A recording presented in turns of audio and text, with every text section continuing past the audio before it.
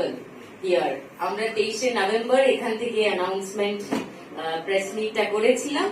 1 December থেকে শোটা সান বাংলার পর্দায় এসেছে এবং অলরেডি 1 মাস 1 সপ্তাহ হয়ে গিয়েছে এবং অভূতপূর্ব সারা লাবণ্য, মানে আমিও ভাবতে পারিনি যে এই চ্যানেলটা, মানে সবাই জানতো যে এই চ্যানেলটা অপেক্ষাকৃত কম দর্শক দেখেন, এই জায়গা থেকে শুরু করে এখন এই শোটা সব থেকে বেশি মানুষ দেখছেন।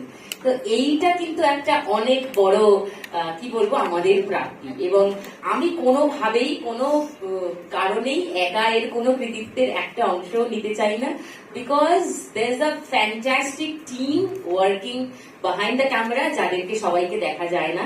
আমাদের পার্টিসিপেন্ট এবং উইনার মহালক্ষ্মী যারা এসেছেন তারা জানেন যে আমার সঙ্গে দেখা হয় ফাইনালি এপিসোডে গিয়ে, কিন্তু তার আগে থেকে প্রত্যেকটা ছেলে মেয়ে শুভঙ্করের গোটা টিম, সান বাংলার টিম যেভাবে ফ্ললেসলি কাজ করছে, মানে একটা জোরে হাততালি শুধু এই গোটা টিমটার জন্য হওয়ার এবং আমার অনেক অনেক ধন্যবাদ সবাইকে, কারণ আমরা অকারণ কিছু লাইট পাই। এই যে লাইট আমার মুখে পড়ে আছে, সবাই ভাবছে আমি ফাটিয়ে দিচ্ছি, আমি একা কাঁপিয়ে দিচ্ছি, আদৌই তার নয়।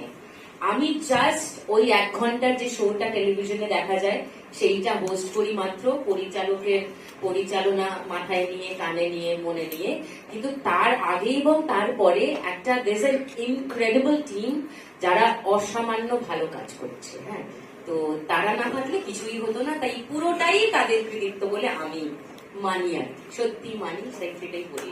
খুব ভালো লাগছে, কারণ অনেক সময় হয় কি যে টিভিতে অনেক কিছু দেখায় যেটা সাধারণ মানুষ অনেকেই ভাবেন যে মিথ্যে মিথ্যে হচ্ছে, মিথ্যে মিথ্যে বলছে, আসলে বোধহয় অমনটা নয়। একটা অত বড় চেক দেখালো, ওরকম চেক কি আর সত্যি সত্যি ব্যাংকে গিয়ে ভাঙানো যায়? তা তো নয়। ওটা ওরকম গল্পের মতো দেখালো, আসলে কিছু দেবে টেবে না। এই যে নানান রকম মিথ, মানে আমাদের শোয়ে এসে এমনও বলেছেন যে শোয়ে আসার সময় গ্রামের লোক বলছে বিক্রি করে দেবে, যাস না। হ্যাঁ, তো এই সব করে এই মিথ গুলো ভেঙে সান বাংলা টিম এবং লাখ টাকার লক্ষ্মী লাভ টিম যেভাবে এগিয়ে চলেছে, আজ আমাদের সামনে 30 জন রয়েছেন যারা প্রত্যেকে এই টাকাগুলো অ্যাকচুয়ালি পেয়েছেন, অ্যাকচুয়ালি তাদের স্বপ্ন খানিকটা হলেও সফল করতে পেরেছেন।